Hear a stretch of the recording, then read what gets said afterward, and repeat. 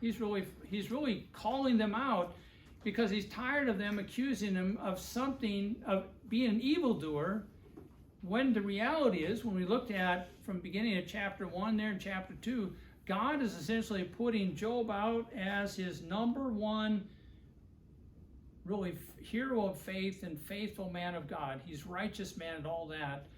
And here his friends are busy condemning him over and over and essentially aligning him with the wicked and essentially saying, see, Job, look what God's going to do to the wicked. So the mindset of the wicked, as Job describes it, is true even today. It is the mindset set on the sinful pleasures of the flesh with no regard for the will of God and no fear of God at all. When people can just go out and do whatever sin, and they have no fear at all. They have no fear of God. But if they had fear of God, they quit doing their things. Right. The nasty works that the world is doing now, if they had any true fear of God, just like these lying denominations, they just keep doing what they were taught, men's traditions, because they have no fear of God. Well, it's just that they have not been taught to love the truth. They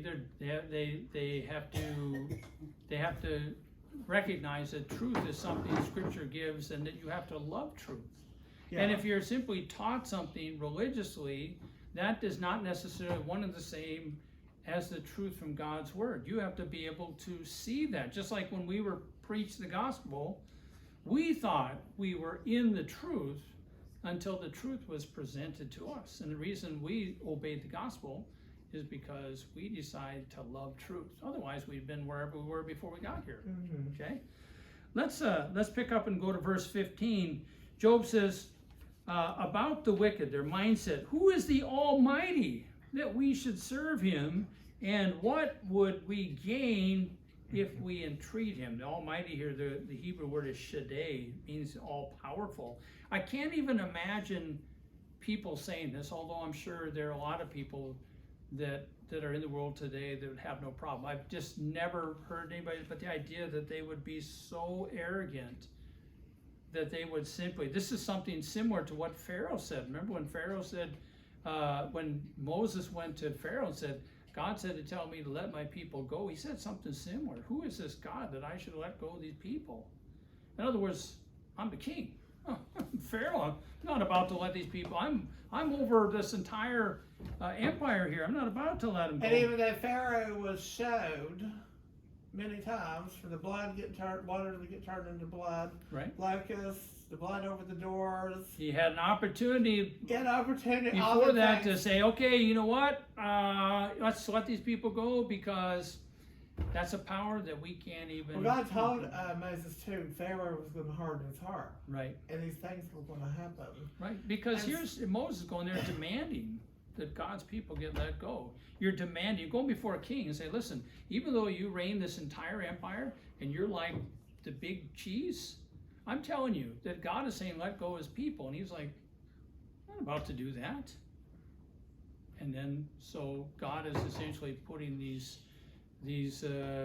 plagues in there to show Pharaoh that his power is greater than the gods of Egypt.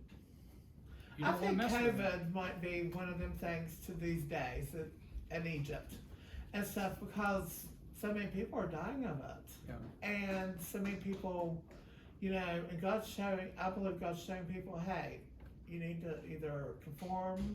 Well, you got to be really careful with that, because I've known Christians that have died of COVID. See, it just doesn't, you got to be careful when you go down that road, because if you have one Christian that all die, then you're going to have problems with that. But that's true, but either way, you need to be safe. Well, we recognize, God has already set in the mind of man that man knows that he's not going to live forever. Yeah.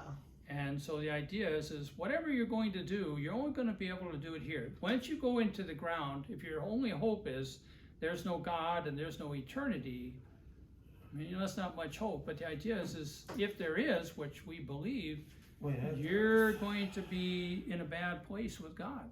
So the mindset here, verse 15, of the wicked is one of extreme arrogance towards God. Only the ignorant, prideful, reckless, and foolish person would ever say or think this thought about God. And Job describes the wicked here perfectly. Job's point is that even in the great arrogance of the wicked towards God, God does not bring suffering upon them for their awful sin in this life. It's not that he's never going to deal with them, but he's trying to teach them, listen, it's not the way that you think, because I'm giving you examples of wicked people that have lived their lives with no trouble, and then they went into the ground and they never suffered, and here I am suffering. I've been your friend. How many of you know what sins I've done before that? You know that I'm a righteous man, and yet you're going to accuse me of doing evil because I'm suffering. What are you going to say for this over here? What are you going to say for these wicked people that practice it all their lives and never suffered for their sin, which he's destroying their whole theology With there. the rich man that died. Yep. Jesus was in torment night and day. Yep. So there'll be judgment, but it won't be in this life. The latter part of verse 15 says, and what would we gain if we entreat him? That's the wicked saying this. The NIV says, what would we gain by praying to him? And the idea here seems to be that the wicked does not see any value in praying at all. Verse 16, Job says, behold, talking about the wicked, their prosperity is not in their hand. The counsel of the wicked is far from me. And I liked what Johnny Hartley said in the New International Commentary, the book of Job. He says, quote, thus he's talking about Job, is arguing against the position of Zophar on two levels. Number one, since there are wicked men who prosper and live to old age, his own suffering does not automatically put him into the category of the wicked. And number two, since he, that's Job, wholeheartedly rejects the counsel of the wicked, he cannot be categorically identified with them, unquote. Okay, let's go on to verse 17. So we're going to read 17 through 26. So Ryan, if you want to read 17 through 21, and then I'll read 22 through 26. I can read 17 through 26 if you want. That's up to you if you want to read it. Okay. How often is the lamp of the wicked put out, or does their calamity fall on them? Does God apportion destruction in his anger? Are they as straw before the wind, and like chaff which the storm carries away? You say God stores away a man's iniquity for his sons. Let God repay him so that he may know it. Let his own eyes see his decay, and let him drink of the wrath of the Almighty. For what does he care for his household after him, when the number of his months is cut off? Can anyone teach God knowledge, in that he judges those on high? One dies in his full strength, being wholly at ease and satisfied. His sides are filled out with fat, and with the marrow of his bones is moist. While another dies with a bitter soul, never even tasting anything good. Together they lie down in the dust, and worms cover them. All right, sounds good. Okay, verse 17. So Job says, how often is the lamp of the wicked put out, or does their calamity fall on them? Does God apportion destruction in his anger? So we're looking at the challenge that Job is issuing to his three friends regarding their theology. Again, the idea that when you say universally, if one is suffering, that they're sinning, we've got trouble here. Because Job is essentially going to say, how often have you personally seen God afflict the wicked with suffering for their wickedness? Have you seen that? Where we know of examples of wicked people living there. How often do you know that is the case, that God has done that? Verse 18, Job says about the wicked, are they as straw before the wind, and like chaff which the storm carries away? And so, speaking about the wicked, Job challenges the conventional thinking that God universally punishes the wicked in this life, destroying them. This challenge to his friends, who, when forced to think through their traditional theology, that when one is suffering, that always means that a person's sin, will be forced to concede their position that it is not universally true. Verse 19, Job, all of a sudden, he's been laying out a number of points that he's making, and by the way, he's making excellent points. I mean, he has challenged them with about every point that he can make. And so he gets this point here when verse 19 is where he says, you say, God stores away a man's iniquity for his sons. Let God repay him so that he may know it. And so here the word stores away in the New American Standard means sort of treasure up or to reserve a penalty. The Amplified Bible in verse 19 says, you say God lays up punishment of the wicked man's iniquity for his children. Let him recompense it to the man himself that he may know and feel it. And it appears here that Job anticipates an argument for his friends, like his friends are just jumping up and down the ready. Okay, you got us on a couple things, but we got something for you. You're going to say the wicked man doesn't going to suffer in his life. We got something for you. Children are going to suffer. That's it. So he may go into the grave and nothing happens to him. But we got you, Job. And this is what he seems to be thinking. He's thinking ahead. As he's talking with these guys and they got that, he's got to think ahead. They're going to come up with this argument. And so Job is putting this, he's thinking about what they're getting ready to say, and he's essentially going to challenge that. The argument that Job anticipates his friends will make is the following. If the sinner lives a prosperous life and dies in peace, God will then punish the wicked man's children for the wickedness he did. So in the end, the wicked man's essentially going to pay a price for his wickedness. That in Kings, the father can't pass sin on to the son, and the son can't pass sins on to the father. So would that apply then too? Or? Well, I think that's a universal truth it would be just as true in Job's time. And I've actually have a verse here from Ezekiel 18:20. It says, the person who sins will die. The son will not bear the punishment of the father's iniquity, nor will the father bear the punishment of the son's iniquity. The righteousness of the righteous will be upon himself, and the wickedness of the wicked will be upon himself. We're just responsible for our own sin. That's it. So even though children may suffer the consequences, there was a man who was driving drunk 6 months to a year ago. He's going down to university. He had two young boys in the back seat, and he plowed into a telephone pole or a light pole, and one of the boys died.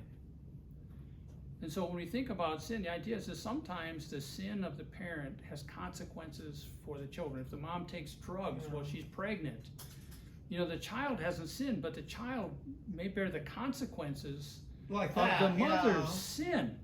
And the wicked man essentially, he essentially leaves a legacy that, here's his children. The idea is they may not be accepted in certain circles because they're associated with man. There are consequences for being tied to a wicked man, but the children, as far as God sees it, is not going to punish him for the wicked man's sin. And that's the point that Job is thinking ahead about and is saying that's just not going to happen. God doesn't work that way. So what you're trying to say is not going to happen. It's not true. That's not how God operates. Well, and Job didn't do nothing to put his kids in danger. He was just... this happened because of the deal between God. Well, they would easily go say, well, Job, look what happened to your kids. Look what happened to you. Connect the dots, You're suffering because sinned. Without knowing the facts, they just run their mouth. Right, because they believe something to be universally true that they can't even consistently apply in real life.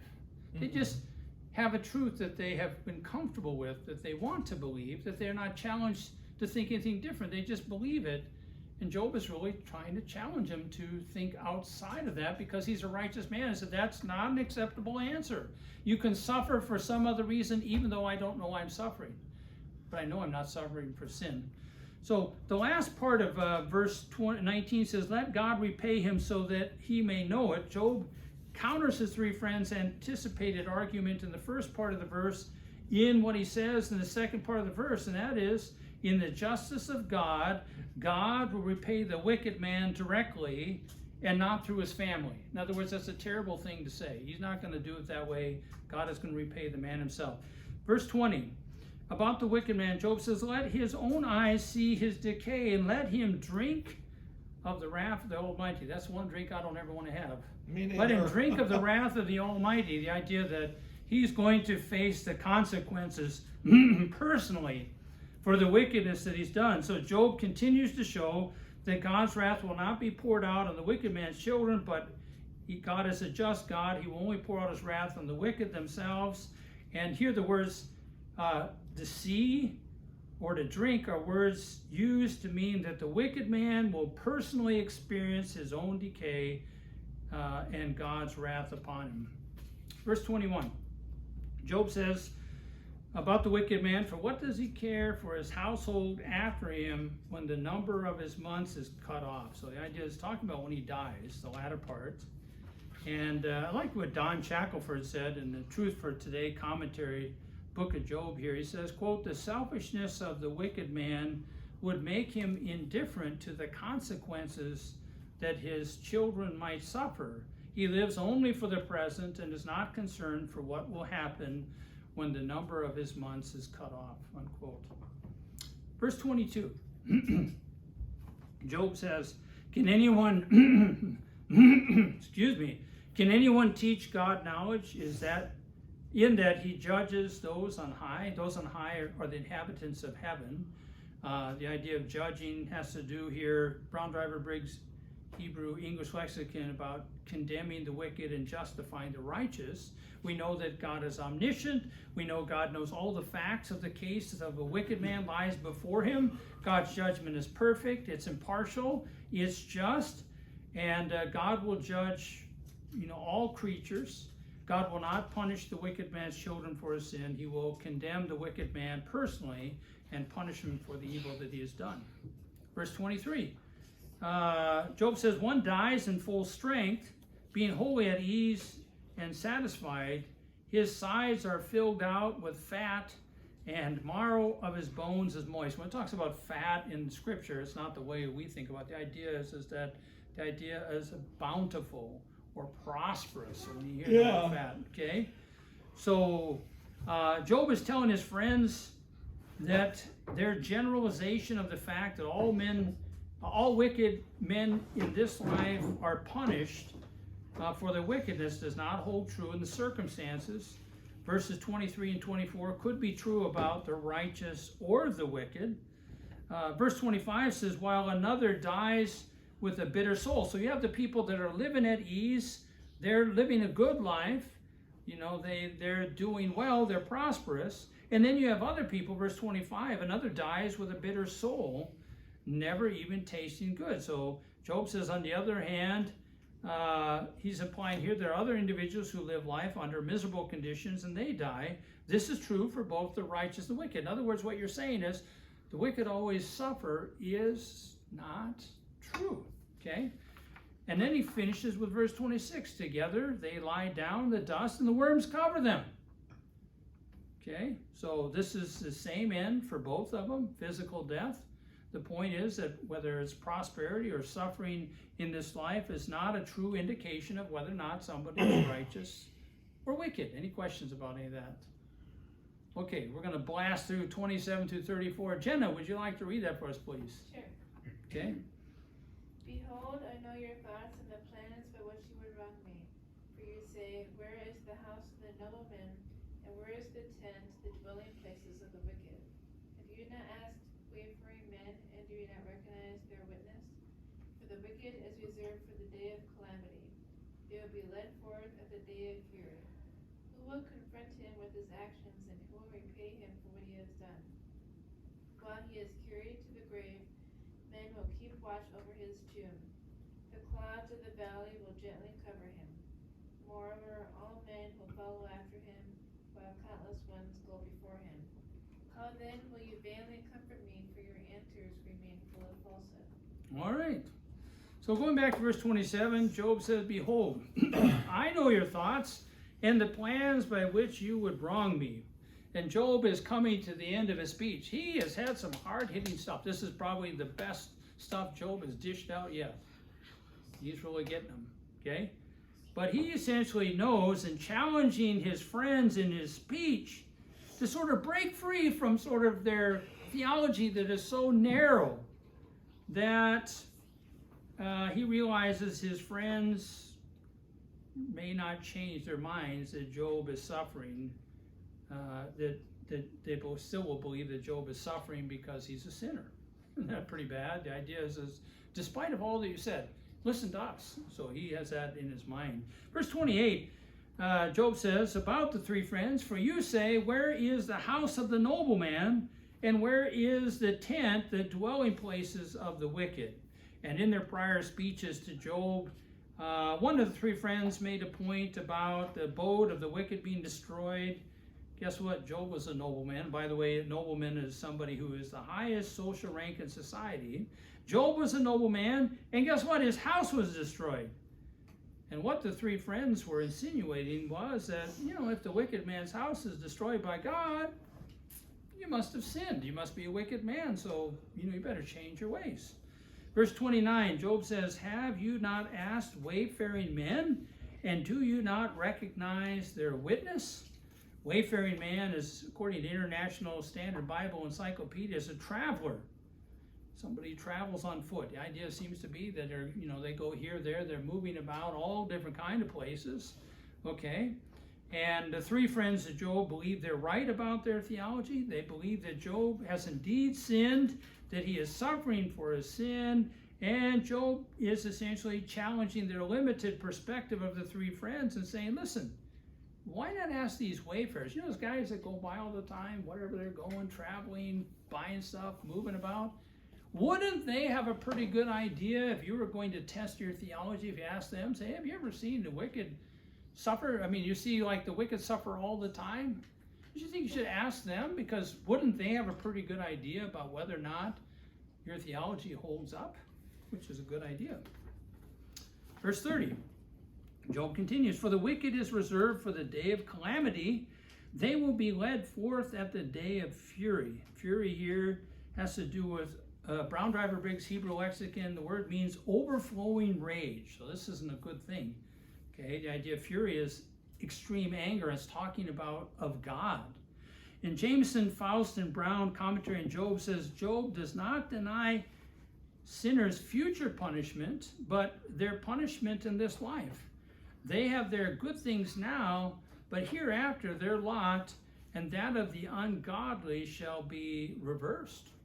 This is what we were talking about earlier. The idea is if you're gonna run with the devil, make it, do all that you're going to do, because there's coming a date in which you're going to pay for all that. And essentially that day is coming when you stand before God himself. Verse 31, Job says, who will confront him with his actions? Talking about the wicked man, and who will repay him for what he's done? And so Job is thinking about the wicked who essentially accumulate wealth, and with wealth, power. And the idea is that once the wicked get to this position, who is going to hold him accountable? Who is going to try to bring him to justice because of the position they have? Okay, of course it's going to be God in the next life, but he's talking about in this life. Okay, verse 32, Job says, while he, that's the wicked man, is carried to the grave, men will keep their watch over his tomb.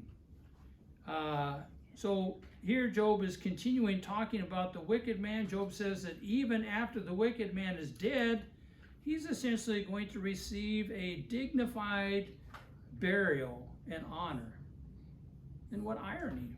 I mean, if you think about it, even in our country, there are people that have been wicked, and essentially there's this big to-do for them, whatever, maybe they gave money to charity or whatever, but they've been involved in wicked deeds. And it's strange sometimes how the idea that the wicked would somehow sort of get a first-class burial instead of people walking up and spitting on their grave and saying, look at the evil you brought into this world. I don't care what they do to my grave, as long as I'm right with the Lord before I leave this earth.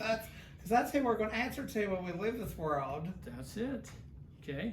Let's go on to verse 33. The clouds of the valley will gently cover him. That's the wicked man. Moreover, all men will follow after him, while countless ones go after him. The idea is this huge scene going on. When the wicked man dies, there's all kinds of people there for the wicked man to sort of put him in his final resting place, and it's this big really show of honor to this wicked man. And it's really sad. The wicked man was living a wicked life. They enjoyed good things in life. No evil ever came to him. God never punished him with suffering. And when the wicked die, they're honored even their death. This is the point that Job is making to his friends. He's not essentially saying you should do this, but he's essentially saying in order to get them to understand their position, this is what we've seen. The idea is they live their life wickedly all their life. Nothing ever seems to happen. Even when they die, the idea is they sort of go out in first class. Okay? And then verse 34, Job finishes with this. How then, talking to his friends, will you vainly comfort me? For your answers remain full of falsehood. And I like what Wayne Jackson said here in the book of Job that he wrote here. He says, his commentary, in view of he's talking about the three friends, their flimsy and false answers, theories about punishment, which were so contrary to facts, how could Job's friends expect to comfort him? Such was in vain. I thought that Job did an excellent job really making his case, really pushing the envelope, challenging their thinking, and really tell them, these guys, again, the idea that they really haven't given them any comfort at all. They're failing to do what friends should have done. So, any questions or comments? We went through some of it rather fast. If you have any questions afterwards, be happy to entertain those. This time, I guess we will have a prayer. I want to thank those who have joined us tonight via YouTube for tuning in. God bless you. I hope that you can tune in another time.